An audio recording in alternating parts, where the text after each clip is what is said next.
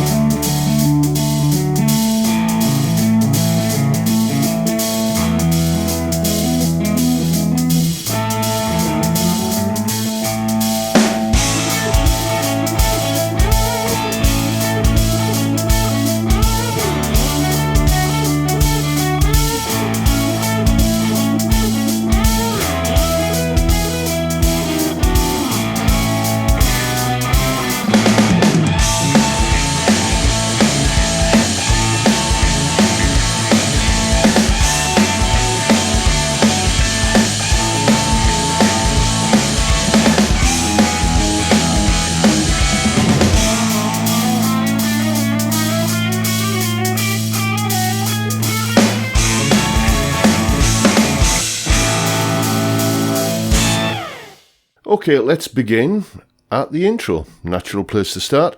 This is a pretty straight ahead 12-bar blues, really, in essence.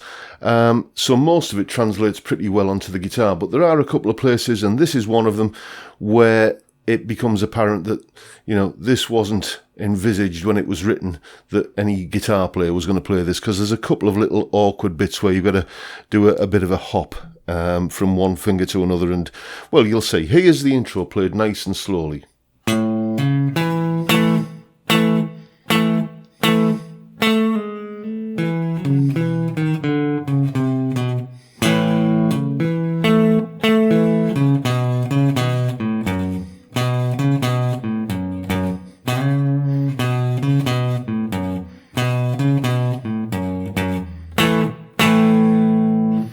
at which point the second guitar comes in with the verse melody. And perhaps the most tricky part of that intro is where it's doing that descending chromatic part. So it's that kind of little hop there, where your second finger is on the second fret of the D string, and you've got to kind of reach over to the fourth fret of the A string.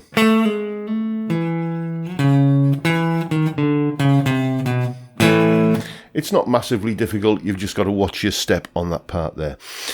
Okay, then we're into, as I say, the guitar 2 part, which is the verse section, and the verse is just basically arpeggios of the chords. We've got an A chord, a D chord, and an E chord, and we start off by playing like a first inversion arpeggio of the A chord. So instead of going through the notes in the chord in terms of root, third, fifth, it goes third, fifth root.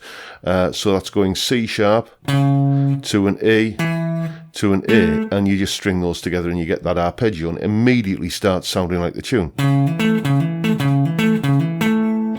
Like that. A couple of times through that, then we go to a D major arpeggio. Then you can, just when it goes to the E chord, you can just move that up and do an E major arpeggio.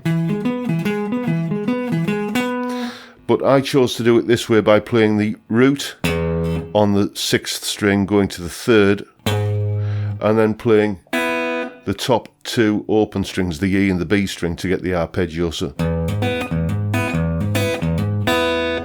like that. And, you know, it just appealed to me to do it that way. Then the verse kind of rounds off with just this little chord-based thing where it's an A5 to a G over B to a C, back to the G over B, back to the A5 again. So it's, and then, you know, just any kind of bluesy kind of pentatonic licks over the top of that are going to just fill up that space, you know, pretty good. After the verse, basically we do another verse where all I'm doing is I'm repeating those arpeggios an octave higher, so it's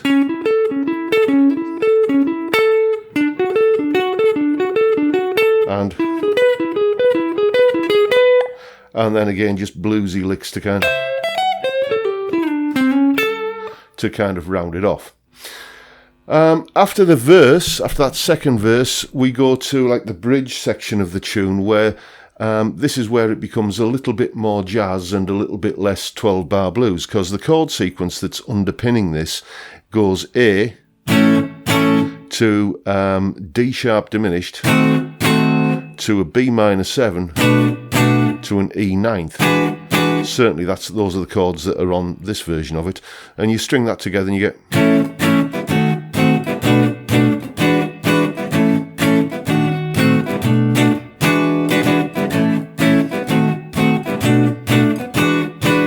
and then on the final time through that it goes A to B minor 7 to B flat 7 back to the A again. So once through that cycle goes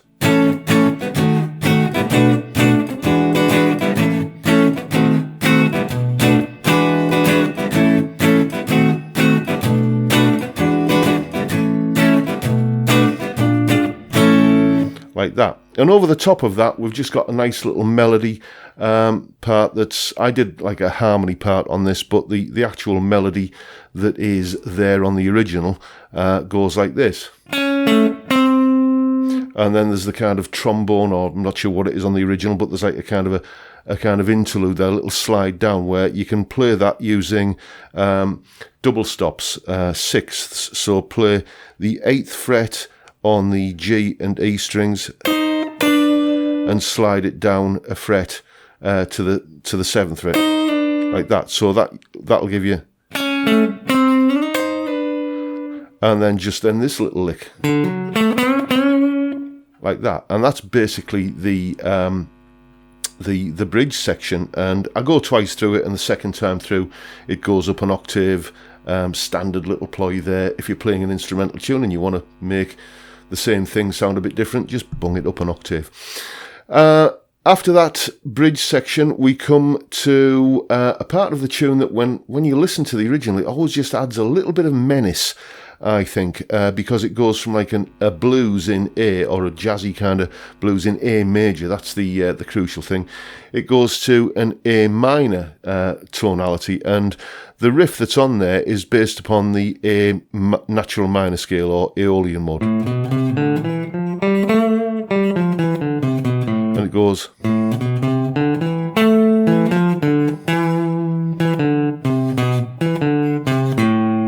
like that. Just simple little kind of lick there. Very, very effective and catchy as well. At this point, I depart from the script somewhat dramatically by playing another tune. You may have noticed on the version that you heard, it goes away from In the Mood and goes to another Glenn Miller tune called Tuxedo Junction. The chords for that are, and the reason I did this, by the way, was just because I thought, well, why not make it a bit of a medley? The chords for this part are A, D to E, so it's a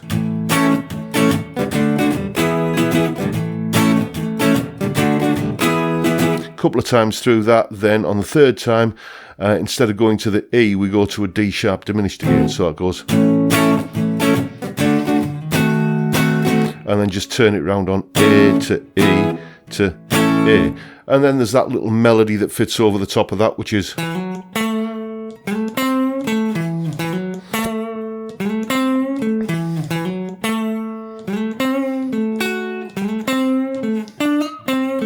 something like that. Then I just go once through that chord sequence again, just improvising. I think I played some Chuck Berry type licks.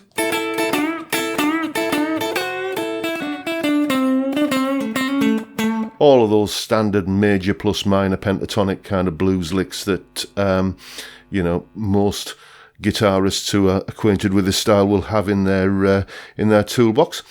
And then when we come out of that, we're into basically the verse again, but this is where, it's kind of a quiet verse. And what I do here is I'm looking for another way of playing those arpeggios. I've already played them, kind of like that, and then I've played them up an octave.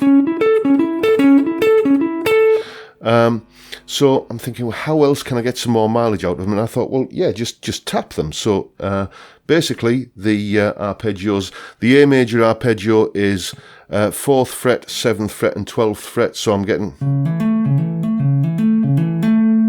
that. The D major arpeggio is 5th, 9th, and 12th. Then I just move that up a couple of frets for the E major arpeggio. You've got to have a reasonably good stretch to do this, but just keep your thumb nice and low down, directly behind your first finger if you're finding these stretches a little bit troublesome.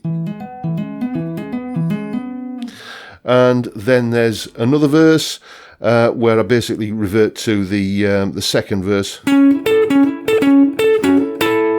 kind of shapes for the arpeggios. And then we're into the last kind of galloping for the finishing line kind of verse, where I actually cheat a little bit and play not quite the correct melody. Instead of that for the A chord, I'm playing basically, instead of 3rd, 5th root, I'm going root 3rd, 5th. So A, C sharp, E, because it just feels nice under the fingers to be able to go like that, and then just transpose that to D. And then the same approach as I did on the first verse for the E chord, using the open E and B strings and the hammer onto the 4th fret of the 6th string. And then there's that kind of twiddly outro part. Let's see if I can remember that. Here it is, nice and slow.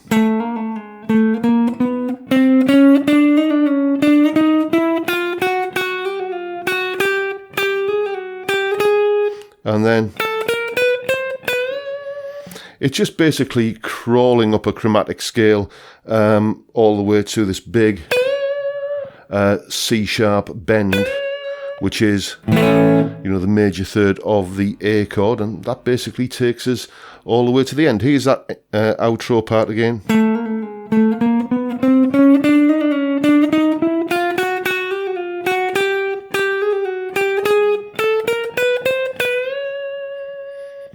And there you go. That's essentially the edited highlights of what's going on in this version of Glenn Miller's In the Mood. And as ever, there will be a full tab for that whole arrangement up on my Patreon page just as soon as I've got busy in Guitar Pro beavering away, tabbing it all out. There'll be not one, but two jam tracks for this. In fact, do you know what? I'm going to do 3 jam tracks. There'll be one minus the guitar 1 part, so you can play guitar 1 along with it. There'll be another one minus guitar 2 part, so that you can play guitar 2 along with it. And there'll be a jam track without any guitar on it as well, if you want to kind of flip and flop from guitar 1 to guitar 2 and do a single guitar arrangement of it. It's up to you. Just take your pick. As I say, all of that will be up on my Patreon page. There's the address right there. In the next couple of days, just give me, as I say, a chance to get it all tabbed out. And yeah, enjoy yourself with that one. It's a fun one to record, and I hope you have some fun playing it as well. And that's pretty much all I've got for you today, folks. Hope you've enjoyed the video. Hope you found it useful, informative, entertaining, whatever. And if you have, please hit the subscribe button and the notification bell if you haven't already done so. And why not give me a like while you're at it? Don't forget, I know it's Saturday today and next Friday is a long way off still, but in case you don't know, we have a live stream on this channel every Friday, 5 PM UK time. Just sit around and have a few beers and a bit of a chat. It's a great way to kick off the weekend. I'd love to see many of you there. If you're interested in supporting the channel, then as I say, you can join the Patreon thing, and there's a bunch of other links down in the description below. Thank you in advance if you're going to do that. Much appreciated. And with that, I'll bid you all a good day and say thank you for watching. Thank you for your time. Stay well, folks. Stay safe, and above all, stay sane. Bye for now.